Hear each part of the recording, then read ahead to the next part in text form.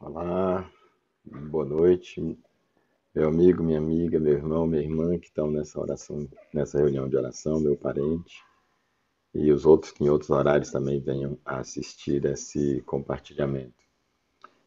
Fui mais uma vez convidado e com muito prazer e muito temor também, eu venho estar aqui para compartilhar algo, a palavra de Deus, algo que está aqui no meu coração e que eu acredito que seja de Deus para nós e para você nesse dia. Ah, a gente tem sempre que fala em grupos de oração, como esse que vocês estão muito bem vivenciando, essa experiência. Ela me lembra nos tempos da minha infância, nós também tivemos uns momentos de muita oração na igreja. E eu era criança, e nesse período de muitas orações havia muitas manifestações de demônios, e claro, todos eles sendo sempre expulsos. E eram manifestações realmente bastante assustadoras, né? Mas eu acabei me acostumando àquele ambiente, eu não tinha medo daquilo e a gente tinha até muita curiosidade. A gente, quando criança, para falar a verdade, a gente até tossia, chegou um ponto que alguns de nós ia para a oração e para os cultos e culto de oração e a gente ficava meio que até torcendo para acontecer, porque a gente queria ver o demônio manifestar e queria ver ele sendo subjugado, sendo expulso e o poder absolutamente dele sendo o poder dele sendo absolutamente anulado, né, e subjugado ao poder de Cristo, do mais valente que habita em nós. E então eu não tinha medo porque tinham pessoas ali que tinham essa autoridade desse mais valente, né? E eu cito, por exemplo, que eu me lembro bem o papai e o tio Borges. O, tem uma expressão que diz que quanto mais eu oro, mais assombração me aparece. É um ditado, né? Quanto mais eu oro, mais assombração me aparece. E era bem a cara daqueles momentos. A gente parece que quanto mais o povo orava e mais de oração o povo era, parece que mais demônio se manifestava, mais assombração aparecia. Mas elas eram todas expulsas, as vidas das pessoas eram realmente libertas e muitas delas libertas definitivamente e passaram realmente a congregar ali conosco, a servir a Jesus, tiveram suas famílias transformadas, inclusive gerações posteriores, e isso é muito lindo. E eu fico pensando, se fosse hoje com você que não teve essa experiência que eu tive, e talvez mesmo tendo tido, mas talvez já não estando vivendo, talvez com uma certa convicção a respeito do poder e da autoridade própria sobre os demônios, como seria para você? Você ia ter medo? Ia ser indiferente? Você ia bancar no nome de Jesus? Ia lá e ia expulsar? Ia bancar no seu próprio nome? E eu queria convidar vocês a lerem aí Atos capítulo 19, o versículo 11 em diante. Eu vou ler aqui, eu estou com o texto já aberto e eu vou ler aqui para vocês. Versículo 11 do capítulo 19 de Atos. E Deus, pelas mãos de Paulo, fazia milagres extraordinários, a ponto de levarem aos enfermos lenços e aventais do seu uso pessoal, diante dos quais as enfermidades fugiam das suas vítimas e os espíritos malignos se retiravam. Ou seja, ele estava tendo essas experiências, né, de expulsão de demônio a ponto de só levar material dele, algo de uso pessoal dele, os demônios se retiravam das pessoas. Viviam também, portanto, uma época de muito demônio, hein? Às vezes não dá nem para levar, se é precisar de levar os objetos nas casas de pessoas endemoniadas. E alguns judeus, exorcistas ambulantes, tentaram invocar o nome do Senhor Jesus sobre possessos de espíritos malignos, dizendo: Esconjuro-vos por Jesus, a quem Paulo prega. Esconjuro-vos por Jesus, a quem Paulo prega. Os que faziam isto eram 7 filhos de um judeu chamado Seva, sumo sacerdote. Mas o espírito maligno lhes respondeu: Conheço a Jesus e sei quem é Paulo, mas vós, quem sois? E o possesso do espírito maligno saltou sobre eles, subjugando a todos, e de tal modo prevaleceu contra eles, que desnudos e feridos fugiram daquela casa. Chegou este fato ao conhecimento de todos, assim judeus como gregos, habitantes de Éfeso. Veio temor sobre todos eles, e o Senhor e o nome do Senhor Jesus era engrandecido. Eu acredito que o tempo aqui, esses 10 minutos que eu tenho, não vão ser suficientes para concluir. E quando então eu estiver acabando o tempo que me foi dado, eu dou uma conclusão parcial, mas eu vou ter um vídeo complementar para aqueles que quiserem oportunamente acessar, tá bom? A pergunta que eu me faço ao ver esse texto e convido você a nós fazermos é: por que nós não vemos esses demônios mais se manifestando hoje? Estavam muito presentes na época de Jesus, dos apóstolos, estavam muito presentes na minha época ali na infância, mas muito mesmo. Para dizer, não, é porque é lá na época da igreja primitiva. Sim, 2000 anos depois, já na minha geração, eu experimentei, vivenciei isso de maneira muito forte. Mesmo depois, na minha fase adulta, tive também alguma experiência com esse tipo de manifestação maligna.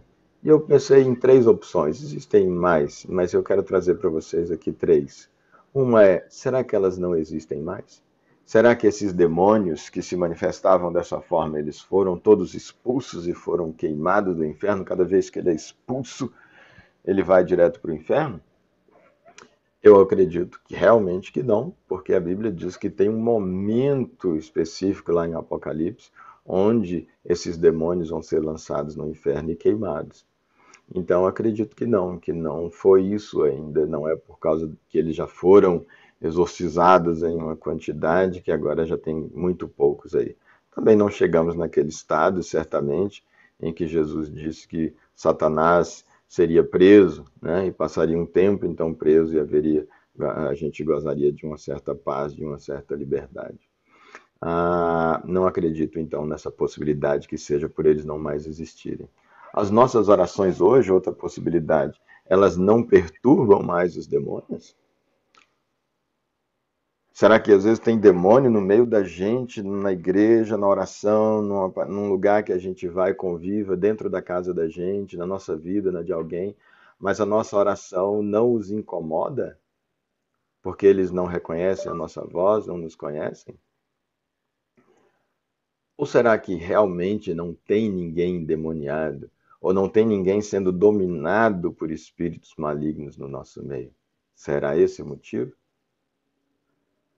E tem uma terceira pergunta que é: será que eles não estão agindo em outras áreas e nós não temos autoridade, discernimento e autoridade para expulsá-los nessas outras áreas? E esse, para mim, é uma das grandes razões, sem negar a segunda delas, porque eu acredito que pode ser sim que seja falta de autoridade, mas mesmo esse tipo de demônio que manifesta desse jeito, a nossa presença, a nossa oração, de repente não os incomoda e eles preferem ficar quietinhos para não serem expulsos. Porque talvez quem está ali não tenha autoridade, mas em vendo chamaria de repente alguém que teria autoridade, né? E talvez estrategicamente eles não o façam. E você pode perguntar, mas que áreas então, Emerson, são essas outras que os demônios poderiam estar atuando hoje e nós não temos discernimento e autoridade? Eu citaria algumas, por exemplo, áreas de rebeldia contra a autoridade, a especialidade do diabo e no final das contas, o objetivo maior dele, provocar a rebeldia do ser humano contra a autoridade, porque é um princípio é, da eternidade que ele começou violando e procura levar os seres humanos, desde Adão e Eva, a violar, e a cada um de nós, e ele procura os nossos filhos, adolescentes, os nossos jovens, desde a mais tenra idade, ele busca fazer isso conosco.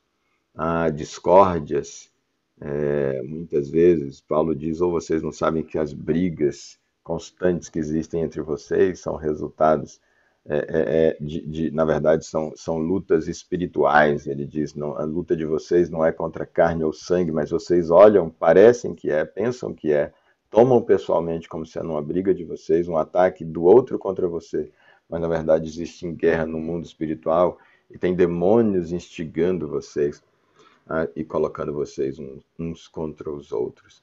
discórdias, também há demônios atuando na área de vícios, de droga, né, em geral drogas, álcool, vício em sexo, a pessoa não consegue realmente abandonar, não consegue deixar um olhar pervertido, um olhar tendente ao pecado sexual. Perturbações mentais, não estou dizendo que são todos os casos, mas muitos casos de perturbação mental são, na verdade, espíritos malignos atormentando a pessoa. E nos tempos de Jesus mesmo, existiam pessoas tidas como lunáticas, né? E eram justamente demônios que estavam atuando na vida delas. A expressão na época usada era essa, lunáticos. E também doenças, a Bíblia de Jesus, inclusive, correlaciona, às vezes você está correlacionado com doença, às vezes está correlacionado com demônio, às vezes você expulsa o demônio, você tem relatos de Jesus e a doença ia embora junto, e você tinha situações que, ao perdoar os pecados, a doença também ia embora. Eu termino então aqui, o meu tempo já passou 1 minuto dos 10 minutos que me foram dados, e eu trago para vocês essa reflexão até aqui. Eu vou continuar a reflexão num outro vídeo para quem quiser, mas fica já aqui esse alerta para vocês dessa possibilidade que vocês possam, em oração, buscar discernimento de Deus para ver se faz sentido à luz da Bíblia o que eu estou falando e, de repente, para vocês possam buscar discernimento e autoridade para combater demônios nessas outras áreas e muitas vezes dentro da nossa igreja, dentro da nossa própria comunidade de comunhão e às vezes na nossa própria casa e às vezes atuando na nossa própria vida. E precisamos de autoridades para repreendê-los. Eu então, para você que está acompanhando agora a segunda parte desse vídeo, eu queria detalhar um pouco mais, gastar um pouco mais de tempo aqui com você, que voltou para essa parte 2. Essa questão da rebeldia é muito complicada. E desde a tenra infância, Satanás vai tentar atuar nas nossas propensões da carne, que são propensões para desobediência. A Bíblia diz que a estultícia, provérbio diz, ela está no coração da criança. Então, desde criança já essa revelação dessa tendência, às vezes a estultícia, a ser esperto, a desobediência, a insurgência contra os pais, e o diabo atua muito nisso. A Bíblia diz que a feitiçaria, a rebeldia, é como o pecado de feitiçaria. E o que é o pecado de feitiçaria? É o ato do feiticeiro. O que o feiticeiro faz? Ele invoca espíritos malignos para atuar na vida dele, através da vida dele ou na vida de outras pessoas.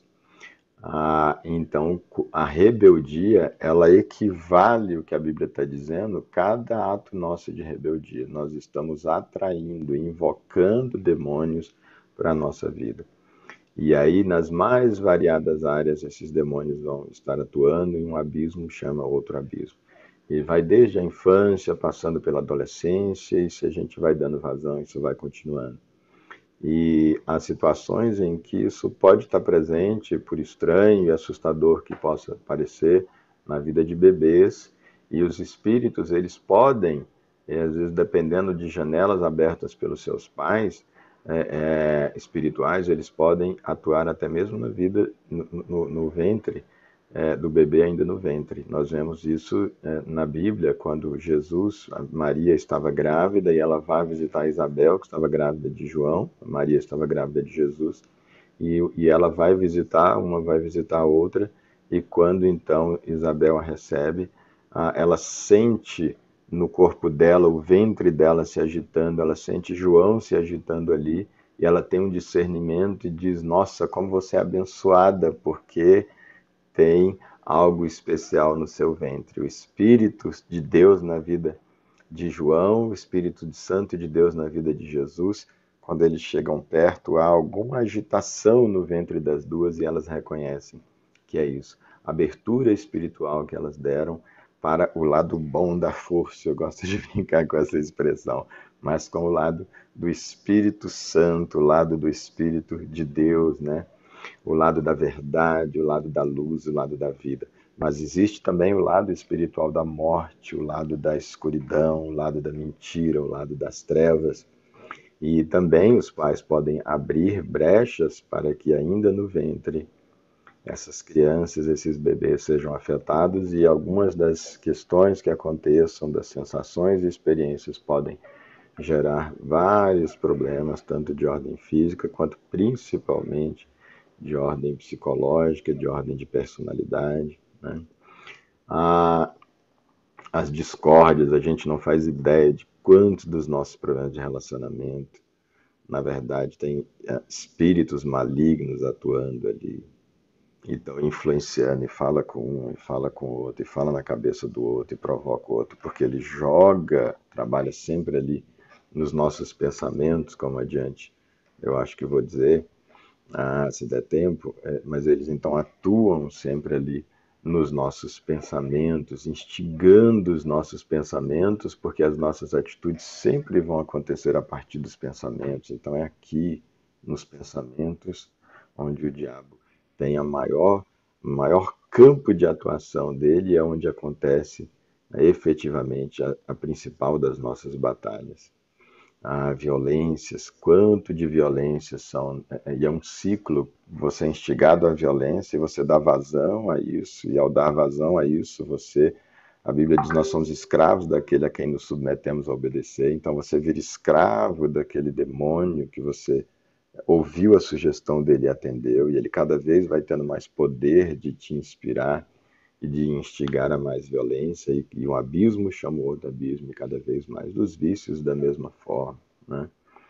Ah, e todos aqueles outros itens que eu falei lá. E então, da mesma forma como nós vimos que aqueles demônios, naquele texto que lemos, de Atos 19, aqueles demônios, então, eles partem para cima daqueles que tentavam repreender, e eles prevalecem de subjugou a todos, o versículo 16, e de tal modo prevaleceu sobre eles, e desnudos fugiram e feridos fugiram. Transpõe agora isso para essas áreas que eu falei de rebeldia, de sujeição ou não à autoridade, discórdia, violência, de vício sexual, de vício de drogas, etc. O diabo tem prevalecido muito dessa forma, só que nessas áreas ele tem prevalecido, ele tem nos desnudado, ele tem nos deixado envergonhados, ele tem nos machucado, tem nos ferido, como de fato o propósito dele é matar, roubar e destruir.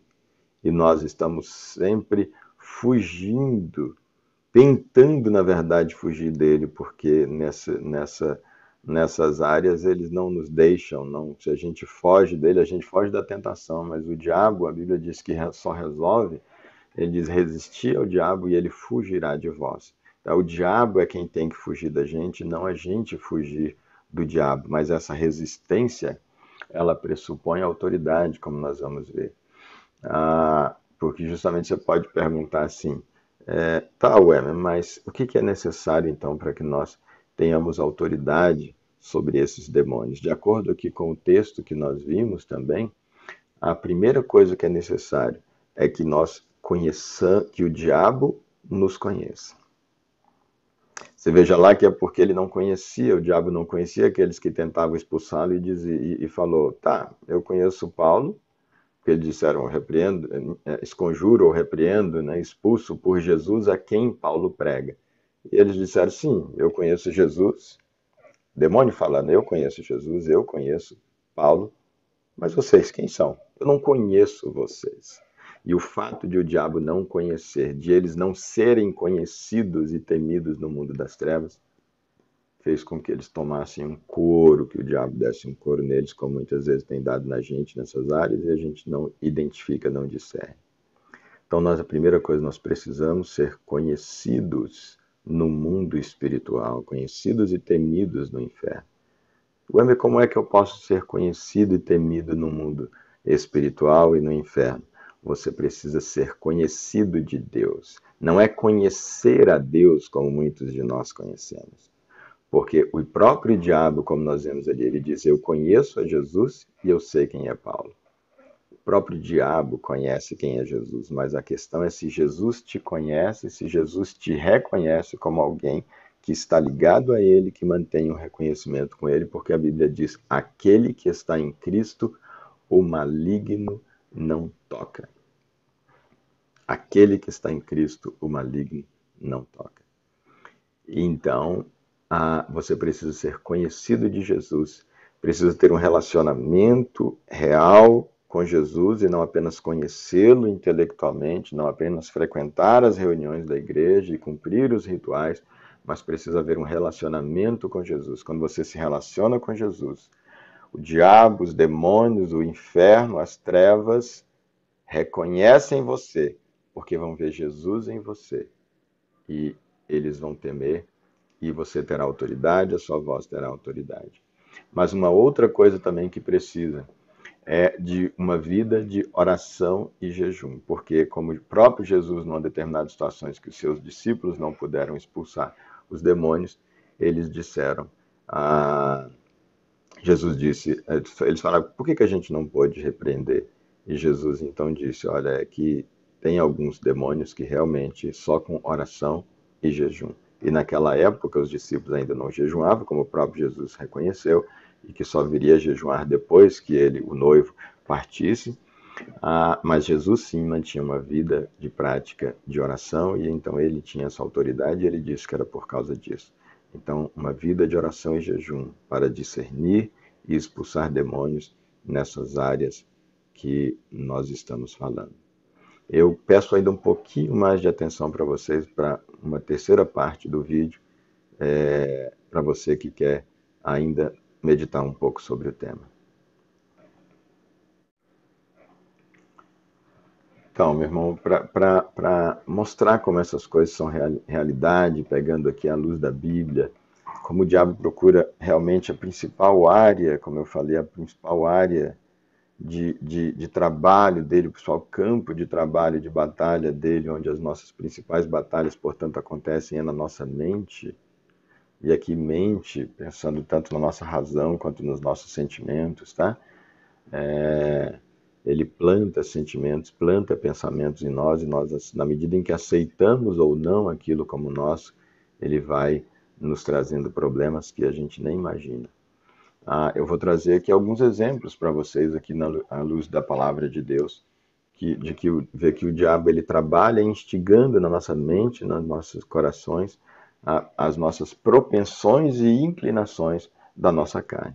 Nós já temos naturalmente alguma propensão, né, da carne, necessidades, né, ou tendências, propensões, possibilidades, e ele vai instigar nisso. No Éden, quando tudo começa, quando o ser humano cai, o que foi que aconteceu? A serpente, o diabo ali, através da serpente, ele vem conversar com Eva. E justamente nós vemos naquele diálogo, não vou detalhar aqui, mas primeiro, a partir do diálogo, que hoje não acontece assim, ele não incorpora em animais para conversar com a gente, embora com algumas pessoas até possa acontecer, eventualissimamente, ou até numa conversa com alguém, o diabo pode usar, então, o que é mais comum, uma pessoa, para falar com a outra e produzir o pensamento naquela outra pessoa. Então a gente tem que ter cuidado com os diálogos e que aqueles diálogos, as conversas estão produzindo na gente, porque pode ser o diabo instigando a mentalidade daquela pessoa que está falando com a gente, dando conselhos que não são bons para a gente, não são bons para a família da gente, não são bons para a nossa relação com Deus. Então lá no Éden, nós vemos ali naquele diálogo acontecendo com a serpente, esses diálogos que são travados na nossa mente ainda hoje, mas ou através de uma pessoa e não mais de uma serpente. Conversando a gente com uma pessoa que está sendo inspirada em alguma medida por Satanás, ou até mesmo pensamentos na primeira pessoa que o diabo planta na gente e a gente assume como nossos e vai dando vazão àqueles pensamentos. Então lá no Éden, na conversa com Eva, ele começa a colocar em dúvida o amor de Deus, exagerando o comando, até que Eva de fato assimila aquilo, e em assimilando o exagero do comando, ela admite que de fato Deus pode não amar ao ser humano como dizia amar. Deixa eu detalhar isso, vai ficar confuso para você, eu não pretendia, mas é que a serpente chega e diz assim, como é que Deus disse? Ele diz que vocês não podem comer de nenhuma dessas árvores que estão aqui no jardim, e aí, ou seja, ele dá uma mega exagerada na proibição de Deus, que ele diz que não podia comer de uma única árvore. E ele diz: nossa, vocês não podem comer de nada aqui. Quando você exagera o comando de alguém que te ama, é muito comum no filho exagerar o comando do pai, por exemplo. Quando você, por exemplo, o pai diz assim: meu filho, eu não quero que você cuidado que você está brincando ali no carro, passando um carrinho, uma coisa que arranha no carro dele, por exemplo. E aí, então, o pai diz: meu filho, não pode passar o carrinho aí, meu filho.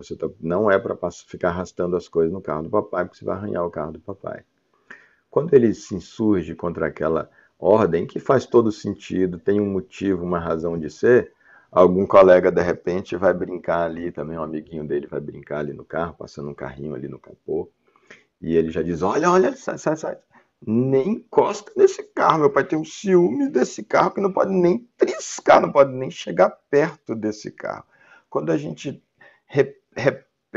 replica um comando recebido com esse tipo de exagero, a gente está dizendo que aquele comando não faz sentido. A gente está dizendo que aquele comando é de alguém que está implicado com a gente, que é mal com a gente, que não ama a gente ou ama algo a mais que a gente, por exemplo.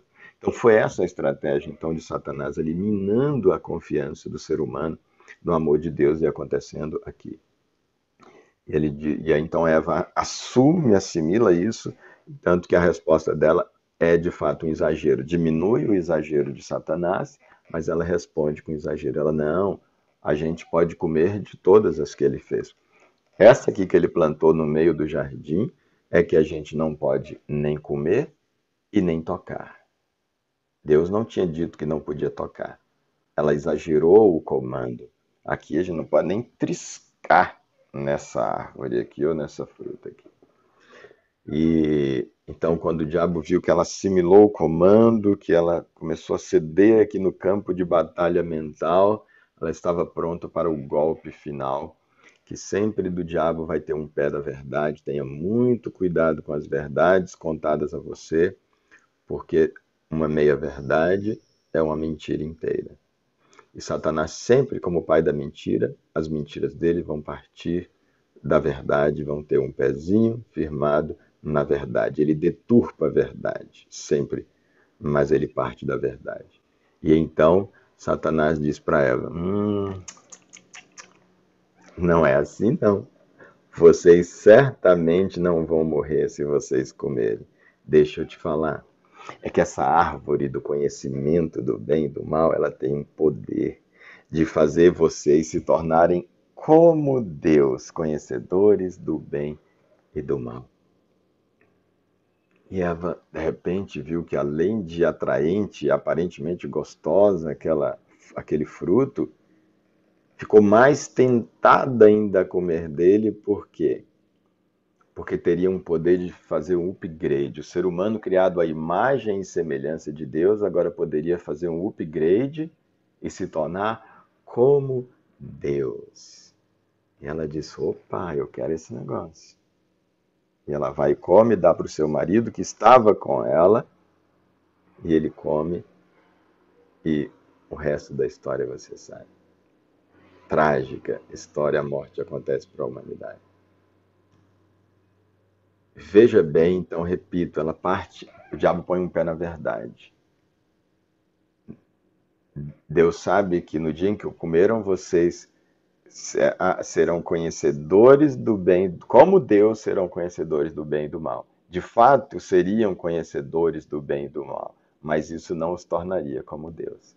Então ele parte da verdade, a árvore era do conhecimento do bem e do mal, mas isso não a levaria a se tornarem como Deus, mas faria, na verdade, com que morressem e deixassem de ser imagem e semelhança de Deus. Eles teriam regredido e não progredido, como Jesus disse, na verdade até morreriam. E é assim que o diabo faz hoje nas nossas mentes, nos nossos relacionamentos. A Bíblia diz que o nosso coração é profundamente enganoso. Só Deus pode discernir.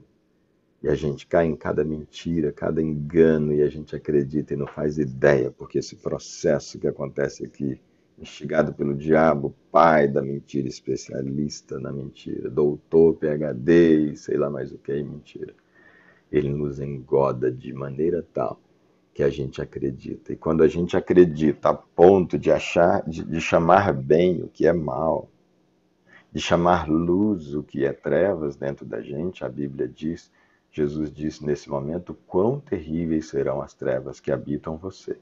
Porque quando você pensa que o que habita você é luz, que está tudo certo, que está tudo correto, você caiu na mentira do diabo, você não vai procurar um interruptor para chamar a luz, não vai procurar a janela para abrir e deixar a luz entrar no seu ser e expulsar as trevas, a mentira e a morte. Mas eu parto também para alguns outros exemplos. Nós temos no campo de batalha, no Velho Testamento, uma determinada situação que eu não me lembro aqui, mas depois eu vou colocar aí no rodapé qual o texto, onde Deus lá conversando, né, e a divindade mostra um momento lá e diz a quem, e fala sobre enviar quem vai ir lá para confundir o conselho do rei fulano de tal sobre a batalha, porque Deus queria que um rei determinado fosse para a batalha achando que ia ganhar e na verdade era para perder. E um espírito imundo se coloca à disposição, um espírito do mal, e ele então vai lá e esse espírito confunde o conselho daquele rei. Tem muitos dos nossos conselheiros que estão sendo confundidos por Satanás, estão dando conselhos para a gente nas mais variadas áreas da vida e com os mais variados níveis de importância. Nós vemos também na tentação de Jesus, o diabo tentando trabalhar ali a partir de uma necessidade de Jesus, de uma inclinação natural da carne, porque ele já estava sem comer há 40 dias. É natural que ele, então, é uma inclinação natural da carne, o quê? Sem nem ser pecado comer, mas ele se propôs que não comeria, e então se ele cede àquilo que a carne estava mandando fazer ao diabo, ele pecaria por essa razão, não que o comer em si, o pão, fosse um pecado, mas ele tinha proposto e feito um propósito com Deus por jejuar. E ainda, para ele, não tinha chegado ainda o tempo de terminar aquele jejum. E então Satanás instiga ali, né? E mostra o pão, a pedra, possivelmente com uma aparência próxima ali de um pão, para quem já está já tanto dia sem comer. Diz, você pode transformar isso aqui em pão se você quiser, né? Mas Jesus não cede àquela tentação, não cede àquele desafio feito por Satanás. Nós temos Pedro, que num determinado momento, pelo Espírito Santo, ele diz para Jesus, tu és o Cristo, perguntado por Jesus, ele diz, tu és o Cristo, o Filho do Deus vivo. E Jesus vai então e diz para ele, nossa, bem-aventurado você acabou de ter uma inspiração de Deus. O Espírito Santo acabou de falar na sua mente e você verbalizou. Falou, Pedro, isso que você falou não veio de você, foi o Espírito Santo que plantou na sua mente. Passa um pouquinho de tempo de nada. O mesmo Pedro, Jesus tendo dito que ia descer, Jesus tendo dito que tinha que descer a Jerusalém, que ele ia ser sacrificado e morto, Pedro se levanta e verbaliza novamente. Ele diz, de maneira nenhuma, Senhor, isso não vai acontecer com você. E Jesus, com o discernimento e a autoridade espiritual que tinha, vira para Pedro, olha nos olhos de Pedro, mas fala com o diabo que estava falando através de Pedro. E diz, para trás de mim, Satanás, porque você não cogita das coisas de Deus, mas das coisas dos homens. E aí, olha só como isso é sério, meus irmãos. A gente pensa que essa coisa de ser usada pelo diabo, o diabo trabalhar na mente, a gente verbalizar é só coisa para as pessoas que são do diabo, é para pessoas endemoniadas, é para pessoas dominadas pelo mal, é para pessoas que não creem, que não servem a Jesus. Pedro tinha acabado de ser inspirado pelo Espírito Santo. Passa alguns minutos, no máximo pouquíssimas horas, e ele está sendo inspirado pelo diabo. Não importa o quão próximo de Jesus você esteja. Como meu pai sempre diz, os nossos pensamentos sempre vão ter 3 origens. Ou é Deus, ou é seu pensamento, ou é do diabo.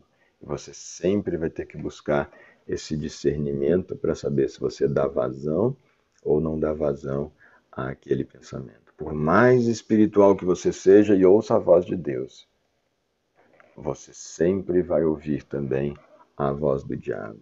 A não ser naquele momento do Apocalipse que a Bíblia diz que ele vai ser preso, mas certamente não estamos vivendo esse momento. E olha que interessante também que naquele momento, como nós precisamos de discernimento, porque a gente tem o perigo também de agora, se não tem discernimento, agora achar que tudo é o diabo ou tudo é o Espírito Santo. E não, tem coisa que é nossa, tem coisa que é pensamento nosso.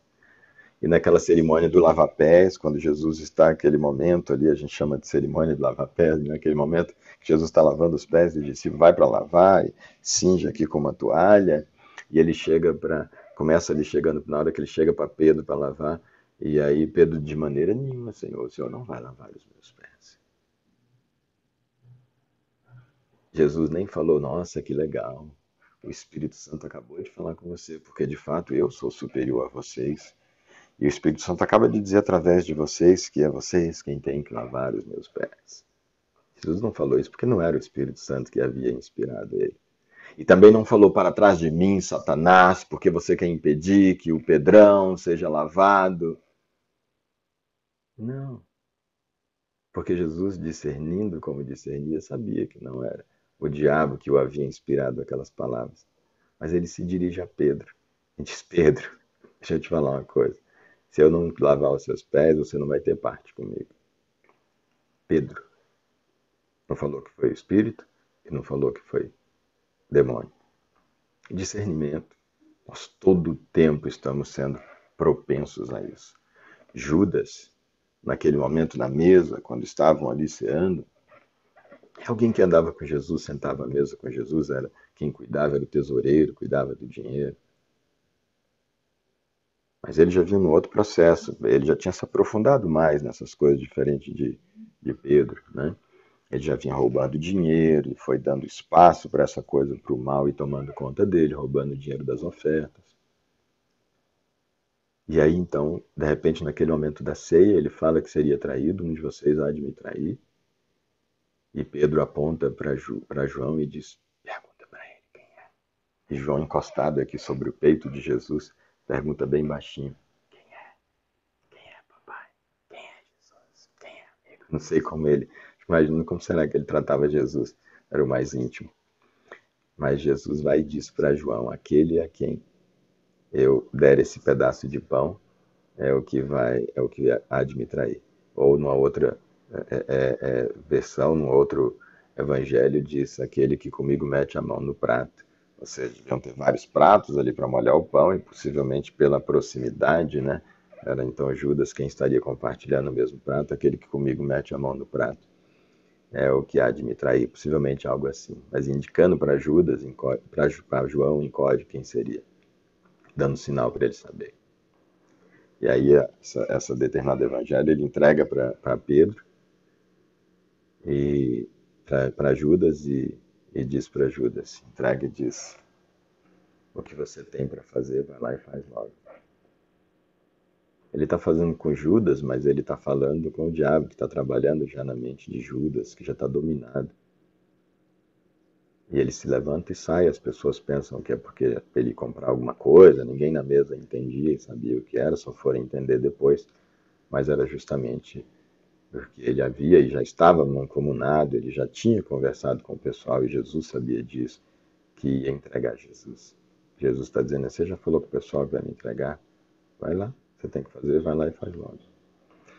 Esse discernimento e essa autoridade. Eu quero, por último, para mostrar a importância, e eu realmente estou terminando agora, olha a seriedade disso, e aí para você que ministra numa célula, é seríssimo isso, que você que ministra na igreja, você que abre a Bíblia para ler a Bíblia e compartilhar a palavra de Deus. Você fala assim, vamos abrir aqui a palavra de Deus, eu quero compartilhar a palavra de Deus com vocês nessa manhã, nessa noite, meus queridos irmãos, minhas queridas irmãs.